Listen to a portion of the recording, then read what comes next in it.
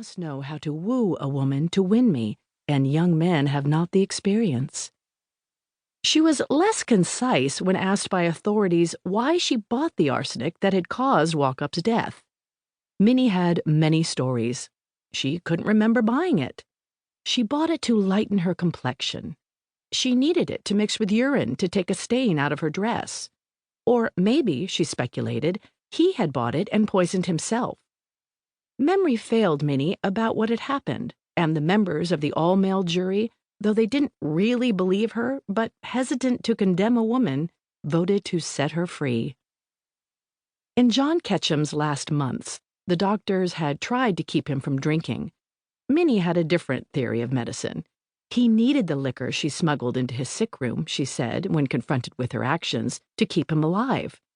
When his angry relatives, sure that this black widow had killed him, asked where the will and the marriage license were, she couldn't really remember.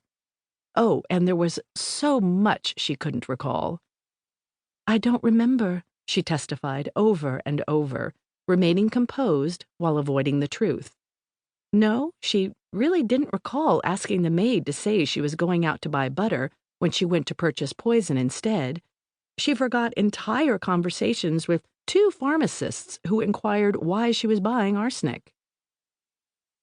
Besides amnesia, her other weapon was alternative fiction. Canned oysters, not the arsenic she was stockpiling, were what ended Walkup's life on that hot August day. She probably had also forgotten that after he ingested the oysters, she volunteered to go downtown to buy him a soda pop, stopping at yet another drugstore. There she bought more poison, spending 25 cents for 4 ounces of a highly toxic type. Though pharmacist Ben Weldon told her that most ladies using arsenic to lighten their complexion bought Fowler's solution, which contained less than 1% of the poison. She certainly forgot to sign the book stating the purpose for her purchase before she walked out. But it didn't seem to really matter what lovely Minnie Wallace Walkup, she of the dark Madonna eyes, who was celebrated for her loveliness since she was very young, forgot. The all-male jury seemed enthralled, as did others in the courtroom, including the judge and John Jay, another older man who had promised his fortune to free her. Even when the evidence piled up against her and the courtroom crowd seemed to turn against her, Minnie was always able to win her audience back. Sure, there was the incident with William Bourne, a neighbor who attended the wedding party when the new Mr. and Mrs. J.R. Walkup returned home. He developed symptoms of arsenic poisoning after accepting a beer from Walkup that Minnie had prepared for her husband.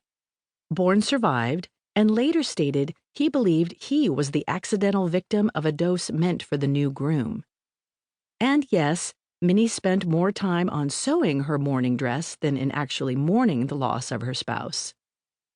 When Dr. Jacobs, who had just come from the deathbed of her husband, asked to see all the powders she had collected from her many drugstore visits, she immediately agreed to fetch the box that she kept in her room. But, oh no! As she was carrying the box in her finely shaped hands, it slipped from her grasp, the fine powders drifting all over the dress she was wearing and down the stairs she had been descending. While she tried scraping the spilled medicine back into the box, an impossible job, Dr. Jacobs, who suspected poison, took some of the particles for testing. Would you be surprised to learn that it was arsenic? No, we didn't think so. It didn't matter. All who attended the trial always reverted to the impossibility of such a lovely widow committing such a heinous act. One of the male jurors told reporters he was haunted by the thought of sending the beautiful widow to the gallows. As for the poisoning of Delancey Louderback, a rich industrialist, which also took place in Chicago, authorities didn't even bother to charge her, despite testimony that she had supplied the vial containing the cyanamide that caused his death. Maybe they were tired of trying to get a jury to hold Minnie accountable. The deaths laid at her feet didn't seem to slow her down. She collected her inheritances, spending the money gleefully on lush living, expensive clothes. She liked to sparkle in jewels, form-fitting gowns.